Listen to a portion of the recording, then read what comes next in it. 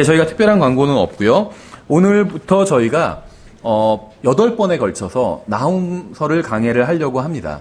이제 교리적인 거에 집중하기보다는 이제 주로 그 영적 적용을 좀 해서 우리와 관련되는 이런 이야기들을 주려고 하려고 합니다. 그래서 오늘 2번을 하고 이제 총 8번에 걸쳐서 나훔서 강해를 하려고 합니다. 그래서 나훔서를 일단 펴보세요. 나훔서가 3장으로 이루어져 있고 그 구절 수도 많지는 않습니다. 그래서 저희가 8번에 걸쳐서 이제 강해를 하고요. 오늘 오후 예배 시간에 1절, 2절을 보고 오전 시간엔 7절 한 구절만 가지고 저희가 좀 생각해 보려고 합니다. 여기서 나훔서 1장을 펴시면 나훔서 1장. 나훔은 사실 좀 익숙한 책은 아니죠.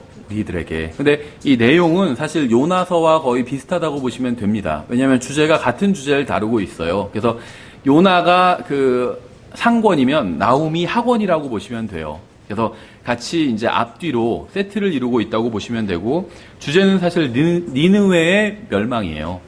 하나님께서는 니느웨를 멸망시키실 것을 정하셨습니다. 근데 요나서에서는 멸망시키지 않으셨죠.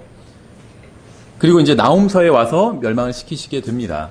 그래서 요나서와 나훔서는 대략 앞뒤로 150년 정도 연대 차이가 있다고 보시면 돼요. 그래서 우리가 로마서를 공부할 때 한번 자세히 살펴봤었는데, 민족에 대한 민족의 운명은 정해져 있습니다. 성경에 보면. 근데 개인의 운명은 정해져 있지 않아요.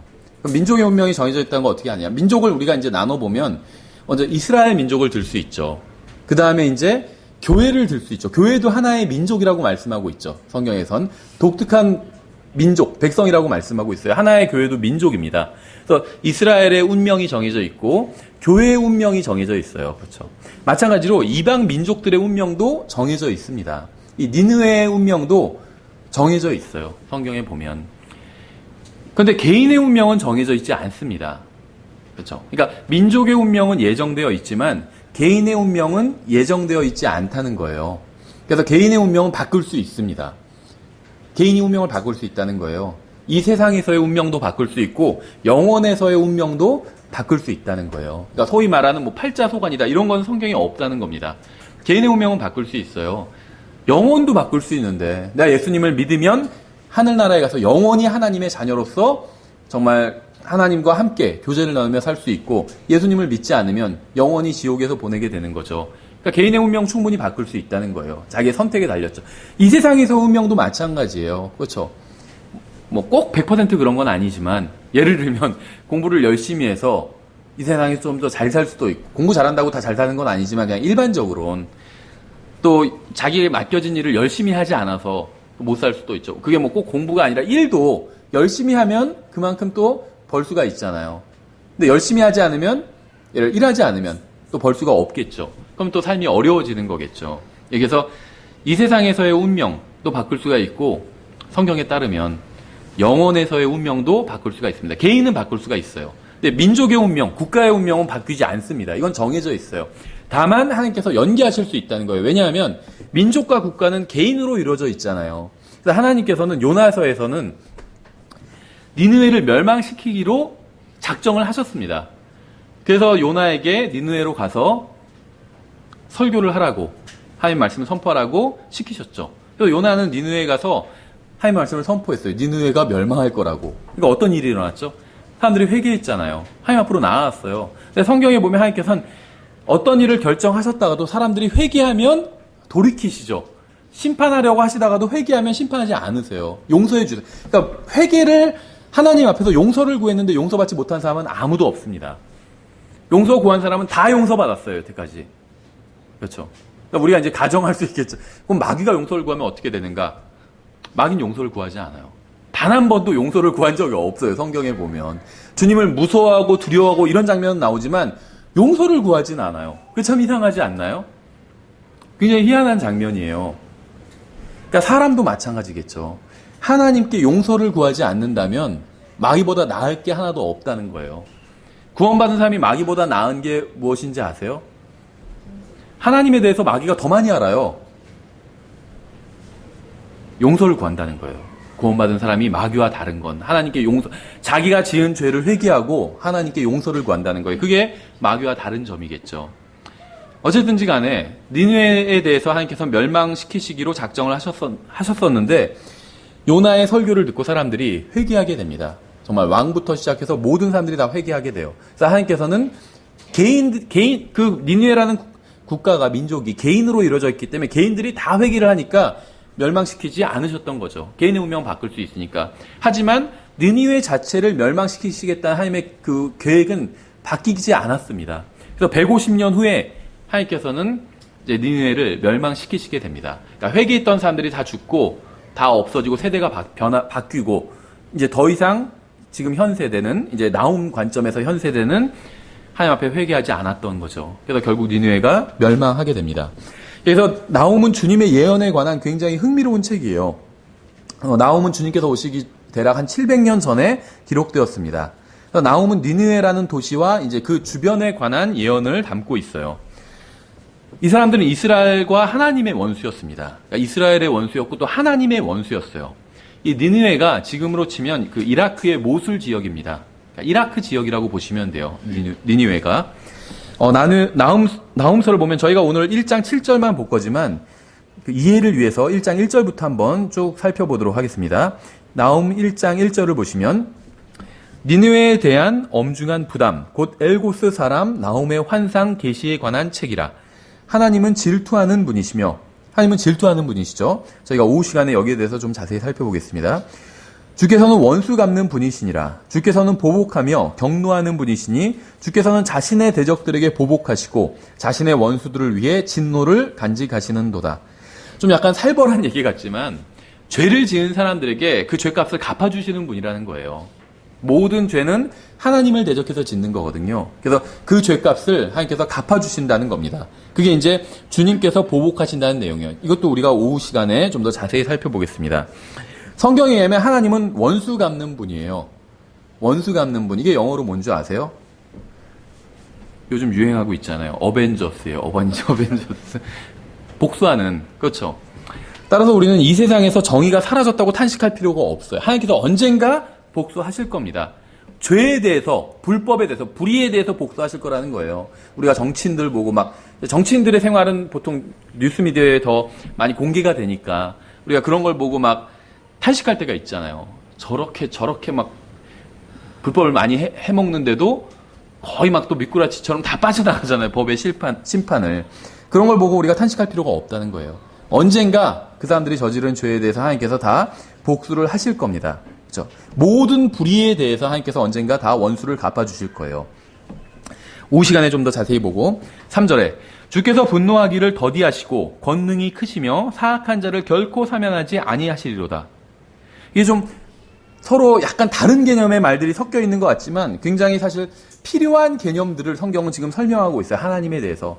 하나님은 정의로우시기 때문에 반드시 원수를 갚아주시고 또 하나님은 기본적으로 사랑의 하나님이기 때문에 또 질투를 하시고 이 사랑과 질투는 양면과 같거든요. 이거 떨어져서는 생각할 수가 없는 거예요.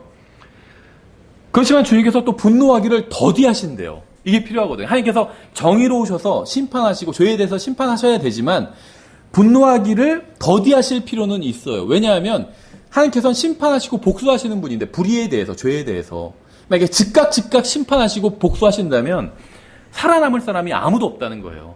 그렇죠. 하나님께서는 일정 기간을 각 개인마다 주시고 기다려 주신다는 겁니다. 그 다음에 회개할 때까지.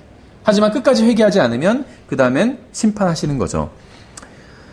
권능이 크시며 사악한 자를 결코 사면하지 아니하시리로다. 일반 뉴스에서 많이 나오잖아요. 정말 사악한 사람인데 이리저리 빠져나오는 사람들 많이 보죠. 사면도 받고. 그렇죠, 주께서는 회오리 바람과 폭풍우 속에 자신의 길을 두시며 구름들은 그분 발에 티끌이로다. 갑자기 이런 얘기 왜 하고 있을까요?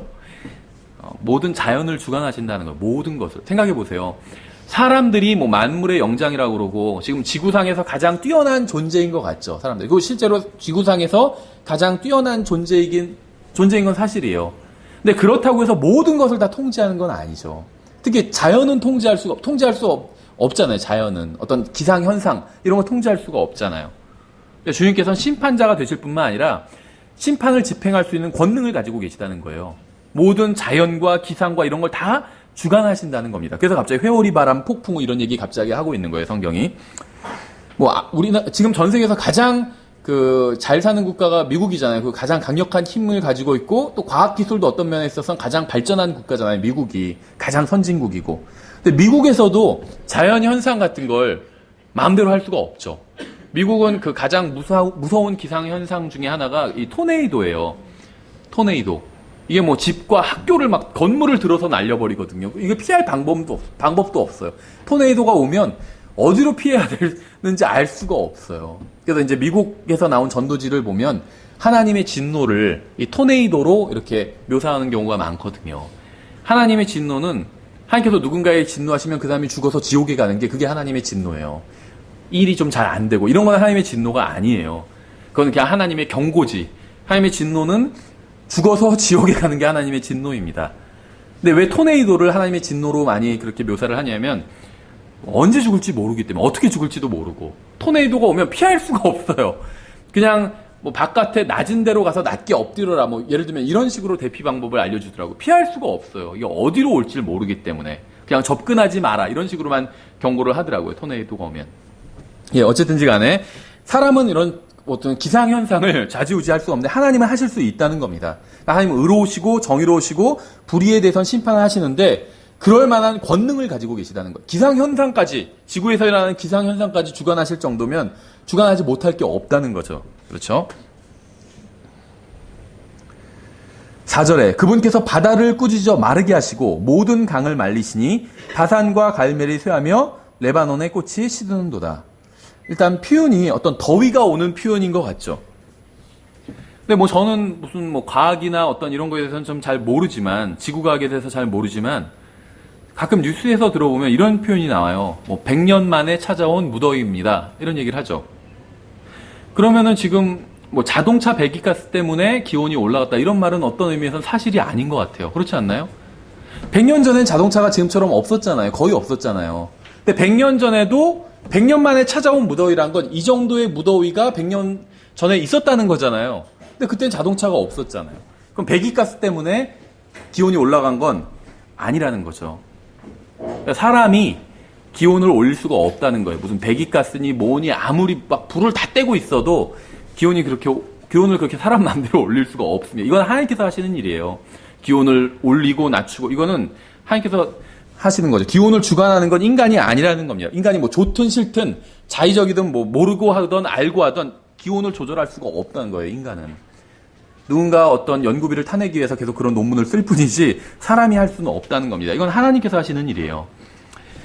5절에 그분으로 말미암아 산들이 흔들리고 작은 산들이 녹으며 그분 앞에서 땅이 불타나니 참으로 세상과 그 안에 거하는 모든 것이 그러하도다. 누가 능히 그분의 경로 앞에 서리오. 누가 능히 그분의 맹렬한 분노 가운데 거하리오. 그분의 경로가 불같이 쏟아졌고 그분으로 말미암아 바위들이 무너져 내렸도다. 저희가 이제 나움 강해가 끝나면 계시록 강해를 하려고 합니다. 그래서 계시록 강해에서 이제 여기 방금 읽은 부분을 저희가 나중에 좀 자세히 살펴보겠습니다. 일단 문맥은 주님의 재림과 심판에 관한 문맥이에요. 지금 현재 이렇다는 게 아닙니다. 그렇죠?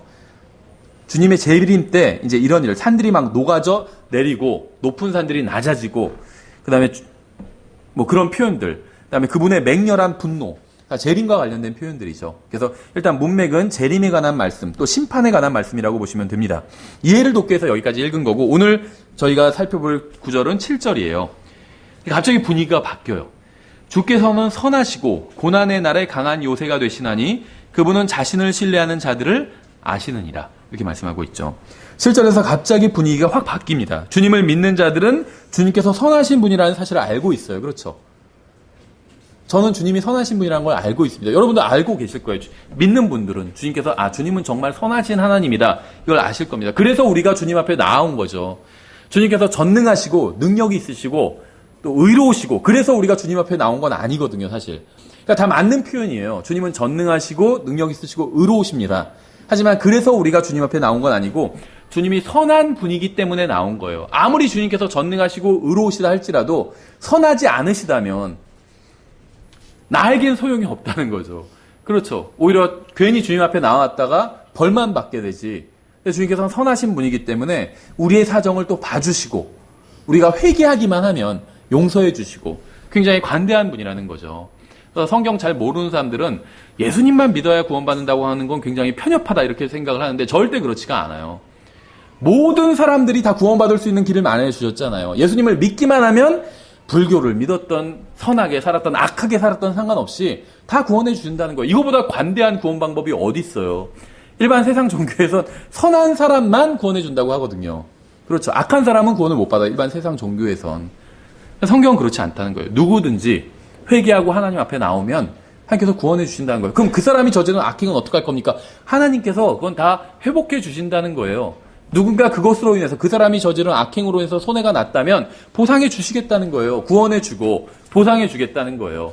그렇죠. 어떤 사람이 너무 가난해서 물건 누구 걸 훔쳐 먹었어요.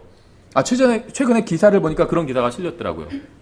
독서실인가 어디서 이제 그 공부하면서 먹으려고 간식을 뒀는데 그게 자꾸 없어졌다는 거예요. 이상하다 싶었는데 그래서 이제 쪽지를 써놨대요. 자기 간식을 누가 훔쳐 먹으니까 그 간식이 있는데 그 간식 훔쳐 먹지 말라고 써놨대요. 그랬더니 다음날 보니까 쪽지가 하나 있었는데 이제 좀 긴 편지가 있었는데 자기가 어떻게 해서 이 독서실을 들어올 수 있게 되었고 비밀번호를 알아가지고 그런데 자기가 가진 게 없어가지고 중학생인데 가진 게 없어서 이걸 좀 먹었는데 다음부터는 절대 먹지 않겠다고 이렇게 썼다고 하더라고요. 동정이 좀 되겠죠. 얼마나 배고팠으면 그걸 먹었을까 어린 학생이 이렇게 생각이 되겠죠. 그렇죠. 하나님께서 우리의 처지를 아신다는 거예요. 그래서 구원받을 수 있는 방법을 마련해 주셨다는 거예요. 용서해 주겠다는 거예요. 누구든지 앞에 나와서 용서를 구하면. 이거보다 더 관대한 게 어디 있어요. 여러분 죄를 지었으면 벌을 받아야 되잖아요. 죄를 지어놓고 잡혔어요. 그럼 판사 앞에 가서 막 어려운 사정 아무리 얘기해도 용서받지 못하는 경우가 굉장히 많아요. 그렇죠. 하나님께서는 용서해 주시겠다는 거예요. 그리고 그 사람이 저지른 잘못까지 회복시켜 주시겠다는 거예요. 손해난 게 있으면 갚아주시겠다는 거예요. 창조주 하나님이기 때문에 가능한 일이죠. 여기서 우리는 주님께서 선하신 분이라는 사실을 알고 있습니다. 주님 앞에 나아가면 용서받을 거라는 사실을 알고 주님 앞에 나아와서 용서를 받았어요. 또 주님께서는 누가 자신을 믿는지 알고 계시다고 말씀하고 있어요. 그렇죠. 그래서 우리가 함부로 다른 사람을 판단할 것도 없어요. 저 사람 진짜 믿는 사람 맞아? 믿는 사람이 왜 저따위로 이렇게 행동하고 있어? 이렇게 판단할 필요가 없다는 거예요. 주님께서 다 아세요. 누가 믿는 사람인지 아닌지. 그건 주님께서 판단하실 일이죠. 잠깐 기도하겠습니다. 하나님 아버지, 주님의 말씀을 통해서 저에게 복을 주시기 원합니다.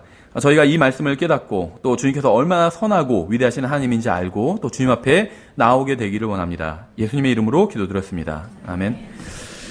하나님은 선한 분입니다. 오늘 저희가 살펴볼 건 이 하나님은 선한 분이라는 이 사실, 이 한 가지에 좀 집중해 보려고 합니다. 저는 저의 주님이 되시고 또 하나님이 되시는 분이 선한 분이라는 사실로 인해서 감사를 드려요. 그렇죠? 생각해보세요. 아버지, 부모님이 계신데 선한 분들이 있고 좀 선하지 않은 분들도 있잖아요. 그 인터넷에 뭐 이런 사연 같은 거 올라오는 데들을 보면 가끔 볼 때가 있거든요. 어떤 사연 올라와서 이렇게 상담 글들이 있어요. 어떤 게시판에 가보면. 근데 일반적인 부모들은 자녀를 사랑하잖아요. 그게 어떻게 보면 본성에 속한 것이기 때문에 모성애, 부성애가 있어서 자녀들을 사랑해요. 그렇죠. 불쌍히 여기는 마음이 있고. 근데 다 그런 건 아니더라고요.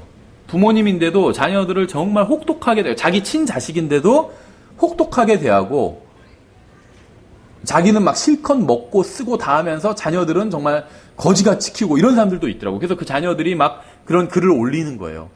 이미 이제 자녀도 성장해서 이제 어른이 성인이 되었는데 과거에 이렇게 해서 그게 그 큰 상처를 받아서 치유가 안 된다. 그래서 부모님을 보면 어렸을 땐 그냥 그런 건 줄 알고 당하고 살았는데 크고 보니까 그렇지 않은 사람들이 너무 많고 자기도 더 자녀를 낳고 보니까 이게 자녀를 사랑하는 마음이 너무 자연스러운 건데 어떻게 우리 부모님은 나를 그렇게 대했을까? 굉장히 원망도 되고 그 상처가 치유가 안 된다. 막 이런 글들이 올라오는 걸 본 적이 있습니다. 그러니까 그런 걸 보면 선한 부모님을 두었다는 게 정말 감사한 일인 것 같아요. 뭐 능력 있고 선한 부모님이면 더 좋겠지만 비록 능력은 좀 없어도 선한 부모님을 뒀다면 일단 그 자체만으로도 감사할 수 있는 것 같아요. 아무리 능력이 많아도 선하지 않으면 나에게 잘 대해주지 않는 부모님이라면 또 어려운 시절을 보내게 되잖아요. 어린 나이에. 근데 성경에 보면 하나님은 선한 하나님이라고 말씀하고 있어요. 선한 하나님이라고. 성경을 보면 저도 이건 뭐 들은 얘기예요. 제가 다 확인한 건 아닌데 일단 성경 자체는 아니까 제가 확인한 거니까 성경에는 사랑이란 말이 수백 번 나와요. 사랑이란 말이 많이 나와요. 심지어 하나님은 사랑이시니라 이런 말까지 나와요. 그러니까 하나님의 가장 중요한 속성 중에 하나가 사랑이라는 거죠. 근데 코란에는 사랑이란 말이 전혀 나오지 않는다고 합니다. 저도 제가 코란을 읽어본 적이 없어서 뭐 확신하게 할 수는 없지만 이런 얘기들을 들은 적이 있어요. 코란에는 사랑이란 말이 전혀 나오지 않는다고. 그러니까 그 이슬람이라는 종교가 좀 이해가 되죠. 그렇죠. 이슬람이나 불교나 뭐 무슨 종교, 어떤 종교라 할지라도 기독교나 뭐 천주교라 할지라도 예수님을 믿지 않으면 지옥에 가는 건 다 마찬가지예요. 뭐 어느 종교라 할지라도 그게 교회의 모습을 하고 있다 할지라도 예수님을 믿지 않으면 지옥에 갑니다. 다. 그렇죠. 근데 지옥에 간다고 해서 다 똑같은 종교는 아닌 것 같아요. 불교랑 이슬람은 다르잖아요. 뭐 불교 어떤 뭐 스님이 중이 무슨 폭탄을 어디를 뭐 폭탄 테러를 했다 이런 기사는 본 적이 없어요. 그렇죠. 자기들이 데모할 때 자기 몸에 분신 뭐 자살을 해도 폭탄 테러를 어디를 하지는 않는다는 거죠. 불교가. 그렇죠. 다른 종교도 대부분 마찬가지예요. 폭탄 테러 하는 종교는 없어요. 거의. 이슬람만 유독 그러죠. 뭐 이슬람에 대한 어떤 욕을 하자는 게 아니라 왜 그런지는 모르겠는데 이런 걸 보면 약간 이해가 가는 것 같아요. 사랑이란 말 자체가 코란에 전혀 없기 때문에 그런 게 아닌가 이런 생각도 듭니다. 하나님은 선하신 하나님이고 전 이 사실이 정말 좋습니다. 하나님이 선하신 하나님이라는 이 사실이 여러분도 이 선하신 하나님을 전적으로 신뢰하고 믿었으면 좋겠어요. 이 하나님을 알았으면 좋겠어요. 선하신 하나님이 얼마나 선하신 분인지 알았으면 좋겠습니다. 그럼 우리의 삶이 완전히 바뀔 거예요. 그리고 우리가 걱정하고 염려하는 많은 것들을 내려놓게 될 겁니다. 그렇죠.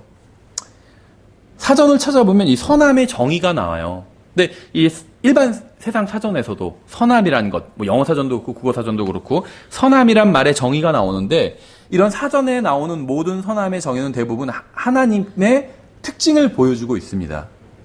그렇죠. 성경은 오 주께 감사하라 그분은 선하시며 그분의 긍휼은 영원하도다 이렇게 말씀하고 있어요. 하나님은 선한 하나님이기 때문에 우리가 하나님께 감사할 수 있다는 거죠. 창세기 1장 1절 다 아시는 구절이죠. 이렇게 되어 있어요. 처음에 하나님께서 하늘과 땅을 창조하시니라. 전 이 말씀을 믿습니다. 아마 여기에 모신 대부분의 분들도 이 말씀을 믿으리라고 생각을 합니다. 창세기 1장을 보면 하나님께서 말씀하시고 만드시고 또 부르시고 이런 것들이 나옵니다. 그렇죠. 무엇이라 부르시더라. 무엇이라고 말씀하시더라. 무엇을 만드시더라. 이런 것들이 창세기 1장에 많이 나온다는 거죠. 이 세상은 스스로 만들어진 것이 아니라 하나님께서 말씀으로 창조하신 거예요. 어느 무엇도 스스로 만들어진 것은 존재하지 않습니다. 하나님께서 온 세상을 만드셨어요.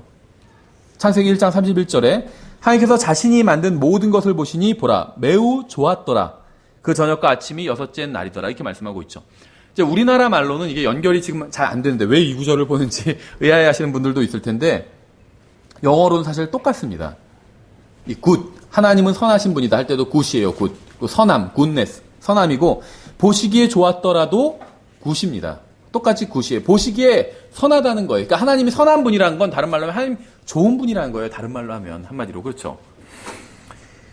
여러분이 볼 수 있는 것이나 볼 수 없는 모든 것을 하나님께서 만드셨습니다. 모든 것, 우리가 볼 수 있는 것이나 볼 수 없는 것, 사랑, 믿음 이런 것도 다 하나님께서 만드셨어요. 창조된 모든 것은 하나님의 존재를 드러내고 주님의 신격을 보여줍니다. 따라서 하나님께서 창조하신 모든 것은 좋을 수밖에 없습니다. 하나님께서는 매우 좋은 분이기 때문에. 그렇죠. 마귀가 사악한 존재잖아요. 근데 마귀도 하나님께서 창조하셨잖아요. 하나님께서 마귀를 처음부터 사악하게 창조하지는 않으셨어요. 좋은 존재로 창조하셨는데 마귀가 스스로 사악해진 거죠. 사악함, 죄를 선택해서 그렇게 된 거예요. 다만 하나님께서 모든 것을 선하게 창조하시고 선택할 수 있는 그런 마음을 주셨기 때문에 마귀는 사악한 걸 선택한 거죠. 야고보서 1장 17절에서는 이렇게 말씀하고 있어요. 모든 좋은 선물과 모든 완전한 선물은 위에서 오며 빛들의 아버지로부터 내려오거니와 그분께는 변함도 없고 회전하는 그림자도 없느니라. 여러분이 가지고 있는 모든 좋은 것들은 다 하나님께서 주셨습니다. 여러분이 똑똑하거나 재수가 좋거나 운이 좋아서가 아니라 하나님께서 여러분에게 은혜를 베풀어 주셔서 좋은 것을 받은 거예요. 우리가 똑똑해서 구원받은 게 아니라는 거죠. 그렇죠. 우리가 훌륭한 사람에서 구원받은 게 아니라는 겁니다. 죄인이라는 것을 알고 하나님 앞에 나와서 용서를 구했기 때문에 용서받고 구원받은 거죠. 진리를 알고 있는 것도 마찬가지예요. 우리가 똑똑해서 알고 있는 것이 아니죠. 바른 성경 알고 있는 것도 마찬가지입니다. 똑똑해서 알고 있는 것이 아니죠. 그러니까 바른 성경을 모르고 진리를 모르는 사람들을 우리가 무시할 수 없다는 겁니다. 그 사람들보다 똑똑해서 이런 것들을 알고 있는 것이 아니기 때문에. 그렇죠. 우리가 그 사람들에게 이 진리를, 우리가 알고 있는 진리를 전해줘야 되는 거지, 그 사람들을 함부로 정죄하거나 무시할 필요는 없다는 겁니다. 심판하시는 건 하나님께서 하실 일이지 우리가 할 일은 아니라는 겁니다. 어쨌든 간에 우리가 지금 가지고 있고 누리고 있는 모든 좋은 것들은 다 하나님께서 주신 거라고 성경은 말씀하고 있어요. 선하신 하나님께서 좋은 선물을 주심으로 인해서 우리가 감사드릴 수 있죠. 여러분의 인생에 있었던 모든 좋은 것들은 하나님께서 주신 것들입니다.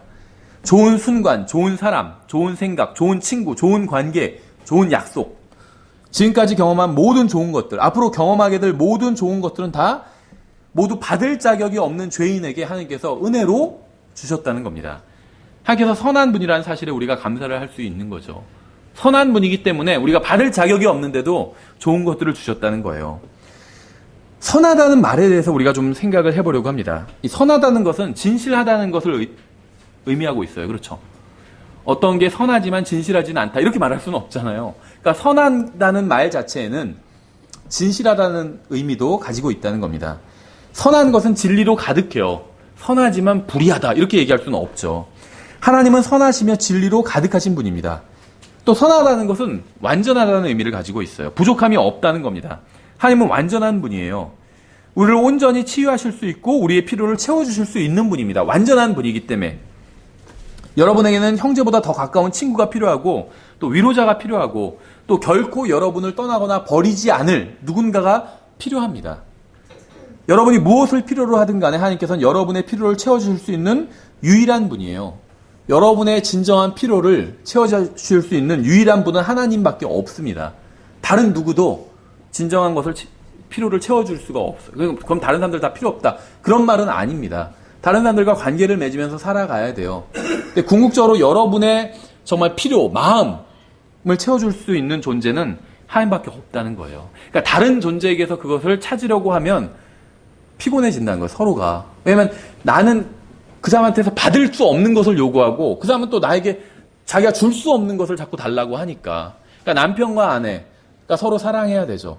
근데 완전히 마음에 정말 그 흡족한 만족을 줄 수 있는 건 하나님밖에 없다는 거예요. 남편이 줄 수가 없고 아내가 줄 수 없다는 겁니다. 그렇죠. 그러니까 그걸 막 요구하면 안 돼요. 완전한 걸 달라고, 완벽한 사랑을 달라고 요구하면 안 된다는 거죠. 그건 줄 수가 없어요.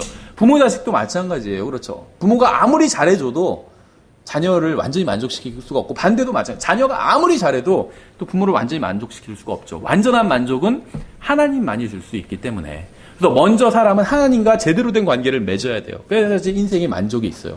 그래야 이제 다른 사람들도 좀 더 너그럽게 대할 수 있습니다. 저 사람 하나님이 아니기 때문에 나를 완전히 만족시킬 수가 없어요. 그걸 이해하고 그 사람과의 관계를 시작할 수 있다는 거죠.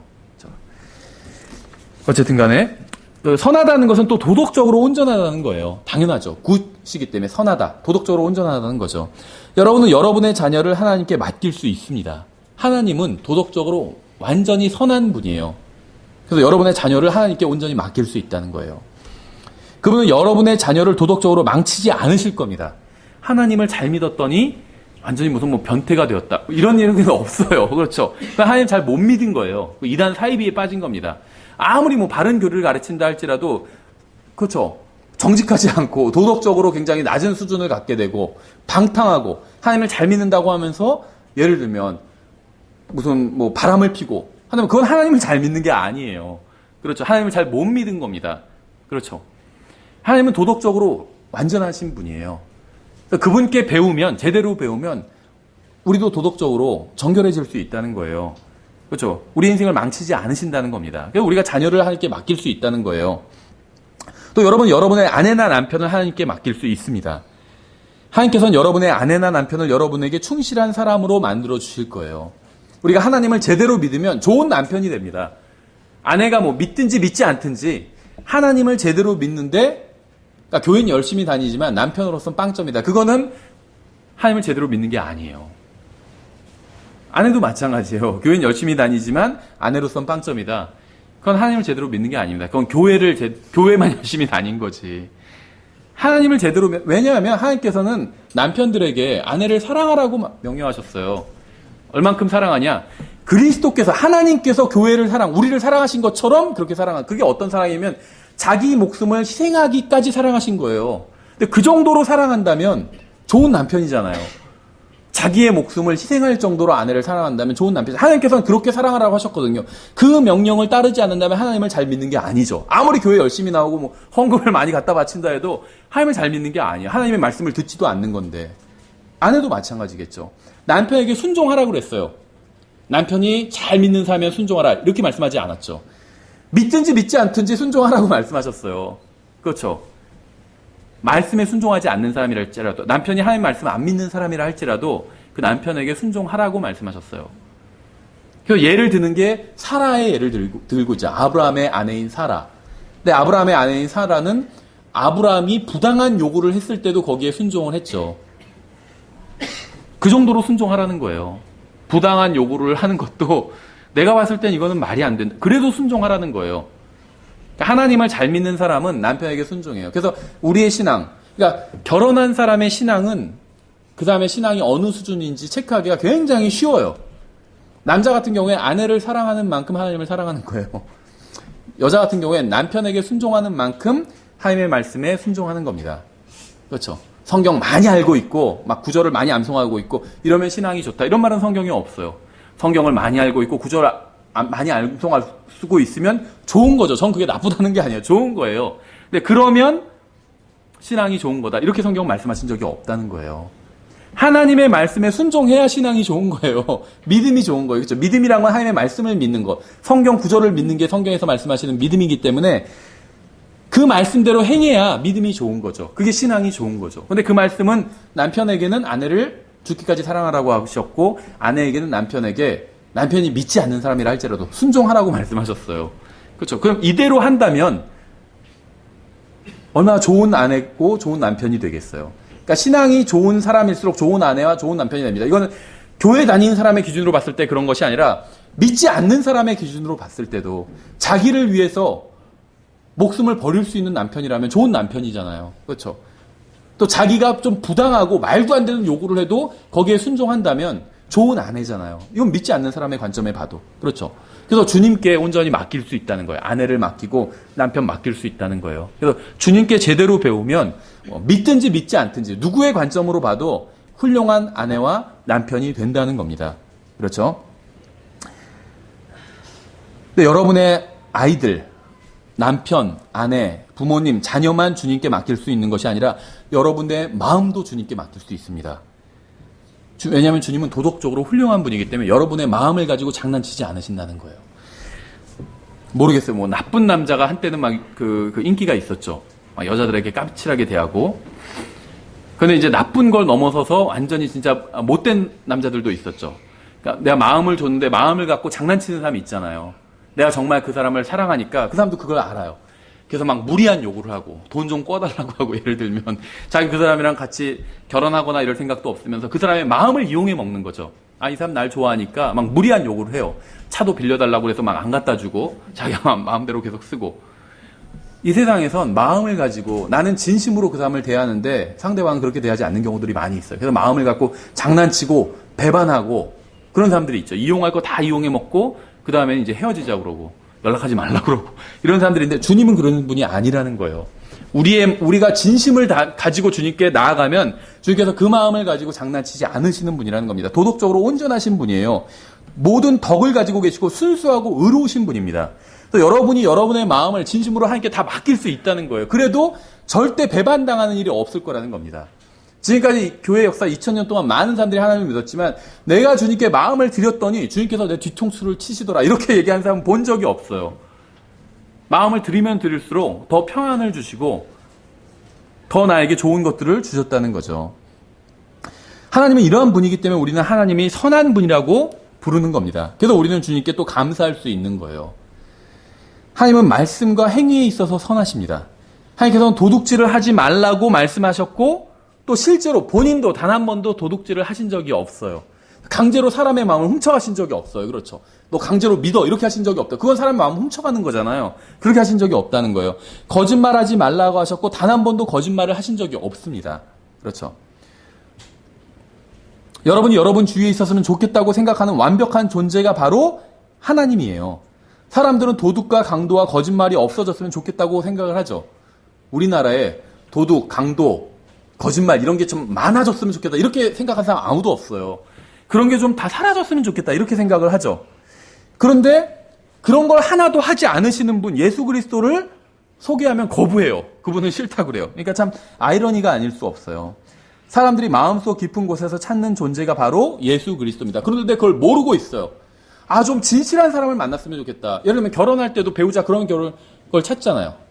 물론 이제 남자 같은 경우에 진실하면서 좀 예뻤으면 좋겠다 이러고 여자 같은 경우에 진실하면서 돈이 좀 많았으면 좋겠다 이럴 수는 있겠지만 어쨌든 간에 돈만 많으면 좋겠다 이런 사람 거의 없어요. 예쁘기만 했으면 좋겠다. 그 삶 자체는 완전히 거짓이라도 상관없다. 이런 사람은 없습니다. 그렇죠? 좀 진실한 사람을 만나고 싶다. 날 진실하게 대해주는 그런 사람을 만나고 싶다. 이렇게 생각하죠. 배우자도 그렇고 선생님도 그렇고 무슨 누구를 만나던 간에 직장 동료들도 좀 진실한 사람이었으면 좋겠다. 우리 옆집에도 좀 진실한 사람이 살았으면 좋겠다. 이렇게 생각하지 않나요? 옆집에 살인마가 살았으면 좋겠다. 이렇게 생각하는 사람은 없다는 거죠. 좋은 사람, 진실한 사람이 살았으면 좋겠다. 사람들은 다 그걸 추구해요. 그렇죠? 그걸 추구합니다. 그런 마음을, 왜냐하면 하나님께서 사람의 마음을 그렇게 만드셨기 때문에. 어떤 진실한 존재를 찾도록 하나님께서 사람의 마음을 그렇게 디자인하셨어요. 그래서 사람들은 진실한 존재를 찾고 있다는 거죠. 그런데 인간 가운데는 나의 마음을 만족시켜 줄 만큼 진실한 사람은 존재하지 않아요. 이 세상 사람 가운데 여러분의 마음을 충족시켜 줄 만큼, 만족시켜 줄 만큼 진실한 사람은 없습니다. 그런 분은 여러분 마음속 깊은 곳에서 찾고 있는 진실한 존재는 바로 예수 그리스도예요. 근데 이걸 우리는 알고 그분을 받아들였죠. 근데 안타깝게도 이 세상 사람들은 그걸 모르고 있어요. 자신들이 마음속에서 찾고 있는 그 진실한 존재가 바로 예수님이란 걸 모르고 있다는 거죠. 그래서 우리는 그 사람들은 그래서 예수님을 거부하고 있는 거고, 그래서 우리는 그 사람들에게 예수님에 대해서 알려줘야 되는 거겠죠. 선하다는 것은 기쁨을 줄 수 있다는 의미입니다. 하나님은 선한 분이에요. 주님은 여러분에게 참된 기쁨과 행복을 줄 수 있는 유일한 분입니다. 돈이 있어야 행복하고, 명예가 있어야 행복하고, 권력이 있어야 행복하고, 아니면 예쁜 아내, 아니면 멋진 남편, 돈 많은 남편이 있어야 행복하다. 이렇게 얘기하는 사람들이 있습니다. 하지만 이러한 것들은 모두 일시적인 행복만을 줄 뿐이에요. 행복하지 않다는 건 아니에요. 아내가 예쁘면 행복하겠죠. 남편 돈 많으면 행복하겠죠. 명예, 무슨 권력 이런 거 있으면 행복하겠죠. 그런데 일시적이라는 거예요. 일시적. 행복 자체가 아닌 행복의 그림자만 줄 수 있다는 겁니다. 하나님께서 주시는 행복에 비하면 이런 것으로 인해서 얻는 행복은 그림자와 같다는 거예요. 참된 행복은 오직 예수 그리스도를 통해서만 옵니다. 그분만이 우리에게 영원한 행복을 주실 수 있어요. 이 세상이 주는 행복은 끝이 있지만 하나님께서 주시는 행복은 결코 끝이 없습니다. 종이나 돈, 지폐, 플라스틱이나 신용카드, 숫자, 계좌에 있는 잔고, 이런 것들은 결코 여러분을 영원하게 행복할 수는 없어요. 영원한 것이 아니고 일시적으로 행복하게 할 수는 있죠. 은행 계좌에 돈 많이 들어있으면 일시적으로는 행복해요. 영원히 행복하게 할 수는 없다는 겁니다. 하나님은 여러분을 오늘 행복하게 해주실 수 있고 내일도 행복하게 해주실 수도 있고 영원히 행복하게 해줄 수 있다는 거예요. 여러분의 인생 마지막 날까지 행복하게 해줄 수 있고 그 인생을 넘어서까지 행복하게 해주실 수 있다는 겁니다. 따라서 우리는 선하신 하나님으로 인해서 감사를 드릴 수 있어요. 만약 지금 여러분이 행복하지 않다면 하나님 앞으로 나와야 돼요. 다른 이유가 있어서 행복하지 않은 게 아니에요. 남편 때문에 행복하지 않은 게 아니에요. 아내 때문에 불행한 게 아닙니다. 자식 때문에, 말 안 듣는 자식 때문에 불행한 게 아니에요. 부모님 때문에 불행한 게 아닙니다. 직장 때문에 불행한 게 아니에요. 학교 때문에 불행한 게 아니에요. 하나님과 제대로 된 관계를 맺지 못했기 때문에 불행한 거예요. 그래서 행복하지 않은 분은 하나님 앞에 나아가야 돼요. 그래야지 문제가 해결될 수 있어요.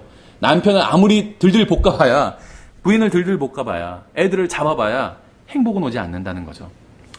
선하다는 것은 부패하지 않았다는 겁니다. 건전하다는 거예요. 제대로 되어 있다는 거죠. 정상적이라는 겁니다. 흠이 없다는 거예요. 광고만 보고 물건을 구매했다가 실물을 보고 실망한 적이 있을 거예요. 저도 이런 적 많이 있습니다. 인터넷에서 무엇을 구매했는데 겉으로 보기엔 그럴싸한데 오고 나니까 완전히 그냥 왜 이게 싼지 알겠어요. 구매할 때 싼 거를 찾아보잖아요. 비슷한 물건 중에서. 그래서 가장 싼 걸 구매했다고 좋다고 샀는데 그 이유를 알겠어요. 싼 이유를. 그런 물건들이 있죠. 근데 하나님은 결코 그렇지 않다는 겁니다. 성경에 기록된 그대로 선하신 분이에요. 항상 약속하신 그대로 그 약속을 지키십니다. 구원하시겠다고 하시면 구원하시고, 인도해 주시겠다고 하시면 인도해 주시고, 위로해 주시겠다고 하시면 위로해 주십니다. 주님께서는 항상 약속하신 것 이상으로 갚아주시는 분이에요. 하나님은 선한 분이고 하나님의 말씀도 선합니다. 하나님의 말씀을 먹으면 선한 결과가 일어납니다. 이분은 마귀에게 속아서 하나님의 말씀이 아닌 선악과를 먹었고 그 결과 인생의 쓴맛을 보게 되었죠. 아담과 이브는 동산에 있던 다른 모든 선한 것들을 취하지 않고 자신들에게 주지 않으시고 허락하지 않으신 단 하나 이 선악과 이걸 먹었어요. 그래서 죄를 짓게 된 거죠. 성경에 보면 하나님께서 만드신 건 다 선하다고 말씀하고 있죠. 또 하나님께서 주신 모든 것들은 다 선하다고 말씀하고 있어요. 하나님께서는 아담과 이브에게 선한 것들을 많이 주셨습니다. 근데 선악과만은 주지 않으셨어요. 근데 이것을 먹고 죄를 짓게 된 거죠. 그래서 인생에 정말 쓴맛을 알게 된 거죠.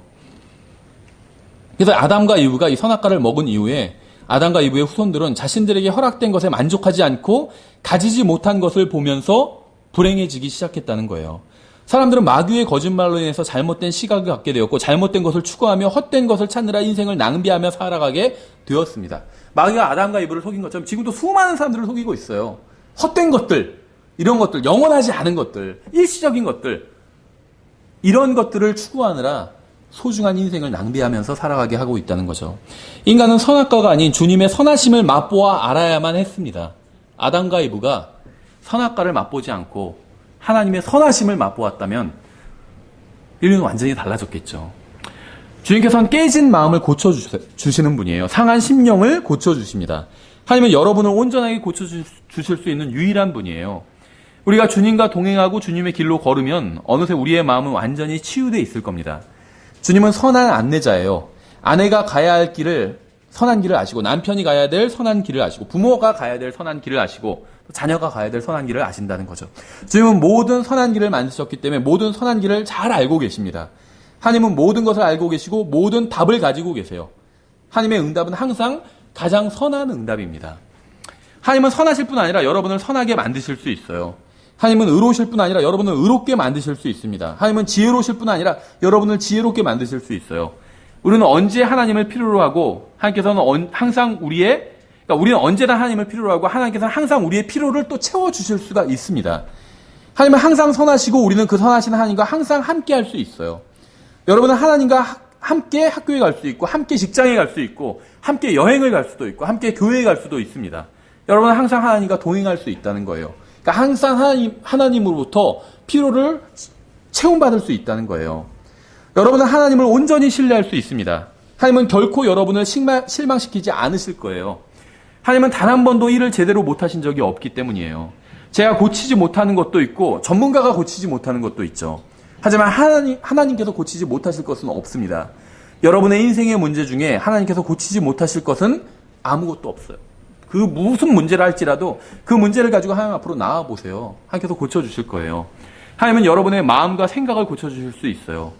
깨지고 찢기고 상처난 여러분의 내면을 온전하게 고쳐주실 수 있는 유일한 분이 바로 하나님이라는 겁니다. 선하다는 것은 항상 준비되어 있다는 거예요. 여러분은 누군가에게 급한 일로 전화했지만 상대방이 받지 않거나 자동응답 장치로 넘어간 경우가 있죠. 급해서 그 사람과 빨리 통화를 해야 돼서 전화를 했는데 자동응답기로 지금 받을 수 없사오니 삐 소리가 나면 어쩌고저쩌고 이런 걸로 넘어간 적이 있어요. 하지만 여러분이 하나님을 부르면 하나님께서는 단 한 번도 자리를 비우시거나 자동응답기로 넘기지 않으실 거예요. 하나님 도와주십시오 했는데 갑자기 하나님께서 지금은 자리에 없사오니 삐 소리가 나면 그러신 적이 없다는 거예요. 하나님의 전화기에는 단 한 번도 지금 자리에 없다는 메시지를 남겨달라는 이런 말은 없다는 겁니다. 하나님은 항상 여러분의 전화를 받아주세요. 여러분이 부르면 응답해 주신다는 겁니다. 성경은 주님께서 항상 구원하실 준비가 되어 있다고 증언하고 있어요. 여러분에게 죄 문제가 있죠. 여러분만 준비되어 있으면 되는 겁니다. 하나님은 항상 준비되어 있어요. 그러니까 영어식 표현 중에 어떤 표현이 있냐면 너만 준비되면 난 준비되어 있다 이런 표현이 있어요. 그건 뭐냐면 다 준비되어 있다는 거. 너만 나오면 된다 이 표현이에요. 그래서 너만 준비되어 있으면 나는 준비되어 있다 이런 표현이 있어요. 하나님이 그렇다는 거예요. 우리만 준비되어 있으면 모든 선한 길로 동행할 준비가 다 되어 있다는 겁니다. 하나님은 항상 준비가 되어 있기 때문에 하나님은 항상 문 앞에 서서 기다리고 계신 거예요.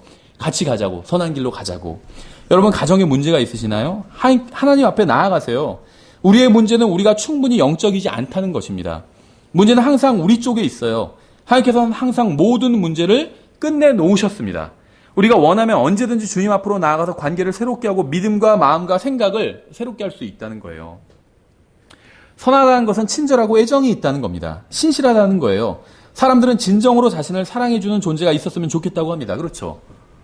나를 좀 진정으로 사랑해주는 존재가 있었으면 좋겠다. 진심으로 자신을 돌봐주고 나를 생각해주는 존재가 있었으면 좋겠다고 합니다. 여러분에게는 그런 존재가 있어요. 그런 존재가 있어요. 진정으로 여러분을 사랑해주고 돌봐주고 걱정해주고 인도해주는 존재가 있다는 겁니다. 바로 하나님이에요. 여러분이 이 사실을 안다면 이 세상에서 좀 더 편안한 마음으로 살 수 있겠죠. 생각해 보세요. 어차피 우리는 이 세상을 살아가야 돼요. 주님을 만날 때까지. 근데 주님께서 우리를 진정으로 정말 사랑하시는다는 이 사실을 우리가 안다면 좀 더 여유 있게 이 세상을 살아갈 수 있겠죠. 선하다는 것은 흠잡을 데가 없다는 겁니다. 아무런 문제가 없다는 거예요. 여러분 옆에 앉아있는 사람들은 모두 문제를 가지고 있습니다.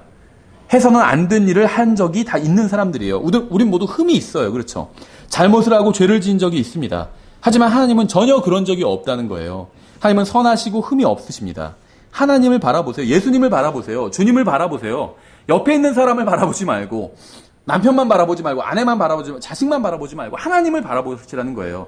흠이 있는 사람이 아닌 흠이 없는 주님을 바라보세요. 그래야지 여러분의 마음에 평안이 찾아옵니다. 하나님은 친절하신 분이에요. 인간을 존중해 주시는 분입니다. 하나님은 그 누구도 강제로 하늘나라로 데려가지 않으십니다. 원하는 사람만 데려가세요. 구원받기를 원하는 자들만 구원해 주십니다. 싫다는 사람 억지로 구원하거나 하늘나라로 억지로 데려가지 않으신다는 거예요. 문제는 주님께서 하신 초청을 거부한 사람들이 너무 많다는 거죠. 선하다는 것은 진지하다는 겁니다. 헛된 말을 하거나 쓸데없는 말을 하지 않으신다는 거예요. 그러니까 여러분이 하나님의 말씀인 성경을 완전히 신뢰할 수 있다는 거예요. 주님께서 하신 말씀은 모두 진리입니다. 사실이에요. 성경에 기록된 말씀은 모두 진리고 사실이에요. 주님의 말씀 중 단 하나도 의미 없는 말이나 잘못된 말은 없습니다. 거짓말도 없어요. 이렇게 선하고 진실하신 하나님께서는 우리와 함께 교제를 나누기 원하십니다. 그래서 성전 휘장을 찢어버리신 거예요. 그래서 십자가에 예수님께서 달리셨을 때 성전 휘장이 찢어졌잖아요. 위에서부터 아래로 찢어졌거든요. 하나님께서 찢으신 거예요. 주님께서는 우리와 함께 걸으며 대화를 나누고 싶어 하시는 거예요. 선하다는 것은 어떤 의미로는 용감하다는 거예요. 주님께서는 우리를 위해서 인간의 몸을 입으시고 이 세상에 오셔서 사망과 마귀를 만나시고 땅의 낮은 부분까지 내려가셨습니다. 우리를 위해서 담대하게 죽음을 맞으신 거예요. 주님은 사랑스러우시고 진리와 능력으로 충만하십니다. 주님은 친절하시고 친구 같으시고 긍휼이 풍성하세요. 선한 마음을 가지고 계십니다. 시편 34편에서 이렇게 말씀하고 있어요. 오 주께서 선하신 것을 맛보고 알지어다. 그분을 신뢰하는 사람은 복이 있도다. 한번 하나님을 맛보면 하나님께서 얼마나 선하신 분인지 알 수 있게 된다는 거예요. 예전에 어떤 목사님이 무신론자랑 대화를 하다가 이제 이런 얘기를 했다고 합니다. 근데 대화를 갑자기 둘이 하는 중에 이 사람 무신론자라는 걸 알게 돼서 갑자기 그러니까 하나님의 존재에 대한 이야기가 나왔죠. 근데 이제 무신론자는 하나님 존재하지 않는다 이렇게 얘기를 하는 거죠. 그러니까 갑자기 목사님이 자기 가방에서 오렌지를 꺼내더니 먹기 좋게 잘라서 혼자 다 먹더래요. 그러더니 자기 혼자 다 먹고 나서 무신론자한테 오렌지 맛이 어떤가요? 이렇게 물어봤대요. 무신론자가 맛은 혼자 다 맛봤으면서 무슨 얘기 하시는 거예요? 이랬대요. 그랬더니 목사님이 이렇게 얘기를 했대요.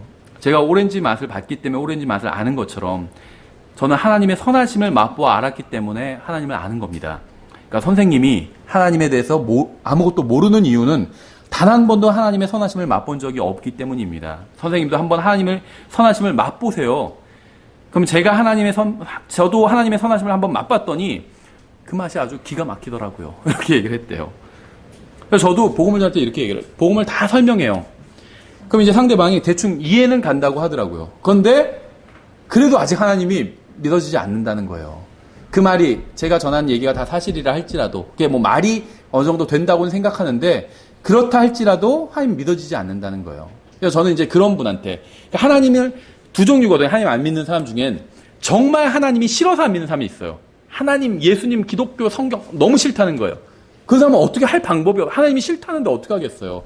그렇죠. 어떻게 할 방법이 없어요. 근데 하나님이 싫은 건 아닌데 믿어지지가 않는다는 거예요. 정직하게. 정말 아무리 믿으려고 해도 믿어지지 않는다. 그런 사람들은 몇 명 봤어요. 그런 사람들에게 제가 항상 제안하는 게 있어요. 정말 하나님, 만약에 선생님의 마음을 하나님께서 완전 바꿔주셔서 믿게 역사해 주신다면, 선생님의 마음속에 하나님께서 일해 주신다면 하나님 받아들이겠냐고. 마음속에서 그게 막 느껴지고 하나님께서 일하고 계시는구나 이게 느껴지고 한다면 믿으시겠냐고 하면 그러면 저 하나님 믿죠. 이렇게 얘기를 해요. 그런 방법이 있다고. 1년 동안 하루에 1시간씩 성경 한번 읽어보시라고. 신약 성경을. 그러면서 읽기 전에 1분만 하나님이 계시다고 그냥 가정을 하고 기도를 해보시라고. 저 하나님을 믿지 않습니다. 하지만 많은 사람들이 하나님이 존재하신다고 하니까 제가 한 1분만 하나님께서 계시다고 가정하고 기도하겠습니다. 하나님께서 만약에 존재하신다면 제가 성경을 읽을 때 하나님께서 살아계신다고, 눈엔 보이지 않지만 계시다고 저의 마음속에 알려주십시오. 그럼 제가 하나님 믿겠습니다. 정직하게 이렇게 기도를 하고 해보시라고. 하나님께서 알려주실 거라고. 하나님 살아계시다는 걸 느낄 수 있게 하나님께서 마음속에서 일해 주실 거라고. 그게 하나님을 맛보는 거예요. 한번 하나님을 맛보아 알잖아요. 알게 돼요. 그렇죠. 이건 좀 짭조름하면서 그런 맛인데 하면, 야, 세상에 그런 맛이 어딨어? 그럼 뭐라고 하죠? 맛봐봐. 너도 한번 먹어봐. 그럼 먹어보고, 정말 짭조름하면서 짜면서도 약간 달면서 네가 말한 그대로 맛이네. 이렇게 얘기할 수 있겠죠. 하나님을 한번 맛보세요. 하나님을. 알 수 있게 돼요, 그러면. 눈에 보이진 않지만, 하나님 계시는구나. 짜면서도 달면서도 그런 맛이 있는지 눈에 보이지 않잖아요. 근데 그런 맛이 있다는 건 알게 되는 것처럼 하나님을 맛보아 알 수 있다는 거죠. 하나님의 존재를 받아들이지 못하는 분이 있다면 그분의 선하심을 맛보시기 바랍니다. 주님의 선하심을 맛보아 알게 해달라고 한번 기도해 보세요. 하나님 계시다면, 하나님 계시다는 걸 저희가 알려주세요. 이렇게 기도해 보세요. 하나님께서 존재하신다면 나에게 알려달라고 기도해 보세요. 그러면 하나님께서 반드시 자신의 존재를 알려주실 겁니다. 자신의 선하심을 맛보아 알게 해주실 거예요. 주님께서 마음을 채워주실 것이고 모든 필요를 공급해 주실 겁니다. 한번 하나님이 그렇게 해주시는지 아닌지 한번 시험해 보세요. 여러분이 하나님의 선하심을 맛보아 알게 해달라고 해보세요. 그럼 맛보아 알게 해주실 거예요. 그렇죠. 시편 100편에 이렇게 말씀하고 있어요. 주께서 선하시도다. 그분의 긍휼은 영존하며 그분의 진리는 모든 세대에 지속되는도다. 저는 선하게 행동할 때도 있고 항상 선하게 제가 행동할 때도 있지만 항상 그런 건 아닙니다. 그렇죠. 여러분도 마찬가지일 거예요. 선할 때도 있지만 항상 선하지는 않죠. 그게 인간이죠. 구원받았다 할지라도 마찬가지죠. 하지만 하나님은 영원토록 선하신 분이에요. 그 영화가 흥행을 하면 그 속편이 나오죠. 속편이. 하지만 속편은 원작보다 한참 못 미치는 경우가 많습니다. 그렇죠. 그렇지 않나요? 저 영화를 많이 보지는 않지만 아마 터미네이터 이런 거 보신 분은 알 거예요. 1편보다 2편이 낫지만 그 다음에 3, 4, 5편은 다 망했다. 일반적으로 그렇게 평가하더라고요. 잘은 모르지만 영화에 대해서. 하지만 하나님은 항상 선하신 분이에요. 2000년 전에 구원받은 사람과 지금 구원받은 사람이 하늘나라에서 만난다면 모두 다 하나님께서 선하신 분이라는 사실에 동의를 할 겁니다. 하나님은 항상 선하시기 때문에 여러분은 영원에서도 결코 주님에 대해서 실망하지 않을 거예요. 예전에 내가 세상에서 살 땐 선하게 대해주셨는데 하늘나라에 올라와 보니까 그게 아니더라. 이렇게 실망하지 않을 겁니다. 시편 135편에서 이렇게 말씀하고 있어요. 주께서는 선하시니 주를 찬양하라. 그분의 이름이 아름다우니 노래로 그분의 이름을 찬양하라. 여러분이 어떤 노래를 좋아하는지 모르지만 그 어떤 노래도 주님을 찬양하는 것처럼 가치 있는 노래는 없을 겁니다. 시편 145편 9절에 주께서는 모든 것에게 선하시니 그분의 친절한 긍휼은 그분께서 지으신 모든 것 위에 있도다. 주님께서는 모든 사람에게 선하게 대해 주십니다. 주님께서는 의로운 자와 악한 자에게 햇빛을 비춰주세요. 주님께서는 의로운 자와 불의한 자 모두에게 비를 내려주십니다. 하나님께서는 여러분이 구원받기 전이나 후나 동일하게 여러분에게 선하게 대해주셨어요. 여러분이 구원받고 나서부터 선하게 대해주신 것이 아니라 구원받기 전에도 선하게 대해주셨다는 거예요. 왜냐하면 항상 주님은 여러분을 선하게 대해주시기 때문에. 여러분 주님께서 선하다는 사실에 동의하시나요? 만약 주님을 신뢰하지 않기로 결정하면 어떻게 될까요? 주님을 신뢰하지 않고 다른 사람이나 자신을 신뢰하게 되면 어떻게 될까요? 전도서 7장 20절에서 이렇게 말씀하고 있어요. 선을 행하고 죄를 짓지 않는 의인은 땅 위에 하나도 없느니라. 여러분이 하나님이 아닌 다른 누군가를 사랑한다면 여러분은 자신에게 해가 되는 일을 하고 있는 거예요. 마찬가지로 하나님이 아닌 다른 무엇인가를 신뢰한다면 여러분은 자신에게 해가 되는 일을 하고 있는 것입니다. 하나님이 아닌 다른 것을 위해서 산다면 역시 여러분 자신에게 해가 되는 일을 하고 있는 거예요. 하나님은 선하세요. 하나님 외에는 선한 존재가 없습니다. 로마서 3장 10절에도 전도서 7장 20절과 비슷한 말씀이 있죠. 이것은 기록된 바 의로운 자는 없나니 단 한 사람도 없으며 깨닫는 자도 없고 하나님을 찾는 자도 없으며 그들이 다 길에서 벗어나 함께 무익하게 되고 선을 행하는 자가 없나니 단 한 사람도 없도다. 인간은 일시적으로 선할 수는 있지만 영원히 선할 수는 없습니다. 영원히 선한 분은 오직 하나님 한 분밖에 없어요. 로마서 2장 4절에 이렇게 말씀하고 있죠. 혹은 하나님의 선하심이 너를 인도하여 회개하게 함을 알지 못한 채 내가 그분의 선하심과 관대하심과 오래 참으심의 풍성함을 멸시하느냐. 만일 여러분 중에 아직 회개하지 않고 구원받지 않은 분이 있다면 여기에 회개하고 하나님을 믿어야 되는 이유가 있어요. 그 이유는 바로 주님께서 선하다는 사실입니다. 여러분이 주님이 아닌 다른 것을 찾는다면 그 무엇을 찾는다 해도 결코 선한 것을 발견하지 못할 겁니다. 좋지 않다는 거예요. 좋지 않다는 거예요. 무엇을 찾는다 할지라도, 무엇을 이룬다 할지라도 그 끝은 항상 좋지 않다는 겁니다. 일시적으로 선한 것을 발견할 수도 있지만 그 선함은 오래가지 못한다는 거예요. 영원히 선하신 분, 영원히 좋은 분은 하나님 한 분밖에 없기 때문에 여러분 중에는 구원은 받았지만 인생의 여러 가지 문제로 인해서 어려움을 겪는 분들도 있을 거예요. 그런 분들도 반드시 기억해야 하는 중요한 사실이 있습니다. 바로 주님은 선하다는 사실이에요. 따라서 주님을 전적으로 신뢰하고 그분께 여러분의 모든 길을 맡길 수 있어요. 결혼, 가정생활, 직장생활 모두 주님께 맡기고 여러분 주님의 길로 걷고 주님의 방법대로 살 수 있다는 겁니다. 한번 그렇게 해보세요. 구원받았지만 그렇게 하지 않는 사람들 굉장히 많이 있거든요. 그래서 행복하지 않은 거예요. 한번 주님의 방법대로 살아보세요. 그럼 인생이 완전히 달라질 거예요. 주님은 선하시기 때문에 여러분이 그분을 신뢰하고 모든 것을 그분의 방법대로 하면 결코 여러분의 인생은 망가지지 않을 겁니다. 하나님의 속성 중에는 인간과 나눌 수 있는 것이 있고 나눌 수 없는 것이 있어요. 생각해 보신 적 있으세요? 하나님의 속성 중엔 인간과 나눌 수 있는 것이 있고 나눌 수 없는 것이 있습니다. 예를 들면 하나님은 영원하시죠. 이게 하나님의 속성이죠. 하나님은 영원하시다는 게 하나님의 속성이에요. 그렇죠. 시작과 끝이 없으신 분이에요. 시작과 끝이 있다면 하나님이 아니죠. 그래서 하나님의 가장 기본적인 속성 중에 하나는 하나님이 영원하시다는 겁니다. 근데 우리에게 영원한 생명을 또 주실 수 있죠. 근데 우리가 하나님께로부터 영원한 생명을 받았다고 해서 영원한 존재가 되는 건 아니에요. 하나님처럼 영원한 존재가 되는 건 아니에요. 왜냐하면 우리가 하나님께 영원한 생명을 받으면 이제 끝은 없어지죠. 우리의 생명은 영원히 이어져 나가게 되니까 끝은 없어지지만 그렇다고 해서 우리의 시작이 없어지는 것은 아니잖아요. 영원한 생명을 받은 사람도 끝은 없지만 시작은 있습니다. 하나님은 끝도 없고 시작도 없는 분이잖아요. 그러니까 이 영원이란 건 하나님께로부터 우리가 받았지만 영원한 생명을 받았지만 완전히 하나님의 속성과 같아질 수는 없어요. 영원한 생명을 저는 가지고 있지만 저의 시작은 있습니다. 1974년 그때가 저의 시작이에요. 그 전엔 저는 없었어요. 그렇죠.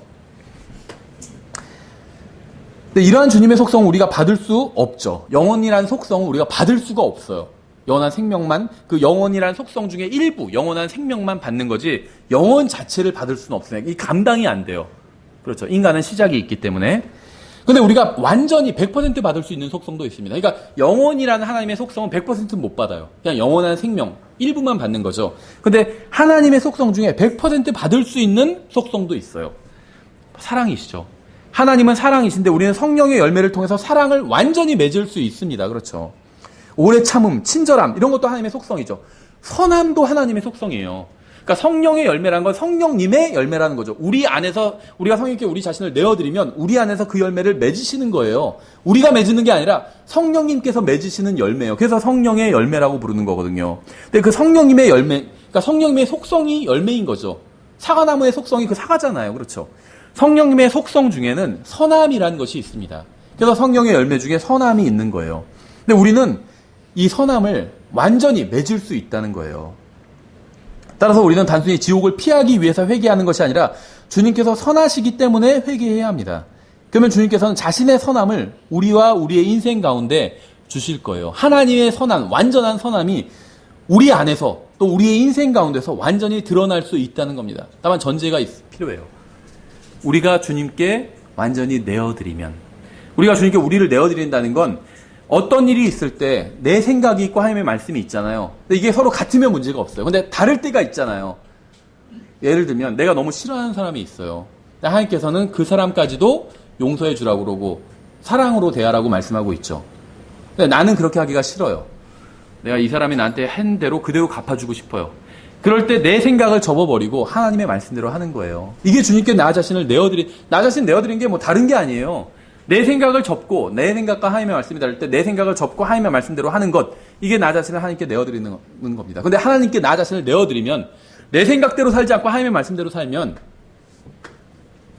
성령의 열매의 속성, 하나님의 속성들이 우리의 인생에서 맺히게 된다는 거예요. 선함이, 오래 참음이, 기쁨이 열리게 된다는 겁니다. 그렇죠? 이것은 성경이 밝히는 위대한 진리입니다. 하나님이 선하다는 사실은 성경이 밝히는 위대한 진리예요. 우리는 이 진리를 붙들고 주님 앞에 나아갈 수 있습니다. 여러분이 어떤 상황에 처해 있든 어떤 죄를 저질렀든 하나님 앞에 나아갈 수 있다는 거예요. 심지어는 구원받지 않았다 할지라도 하나님 앞에 나아갈 수 있다는 거예요. 왠지 아세요? 하나님은 선한 분이기 때문에 나아오면 다 받아주신다는 거예요. 주님의 선하심이 여러분의 인생에 넘치게 임하기를 바랍니다. 예, 자, 기도하고 찬송하고 마치겠습니다. 기도하겠습니다. 하나님 아버지 감사합니다. 저에게 선하게 대해주셔서 감사합니다. 아직 이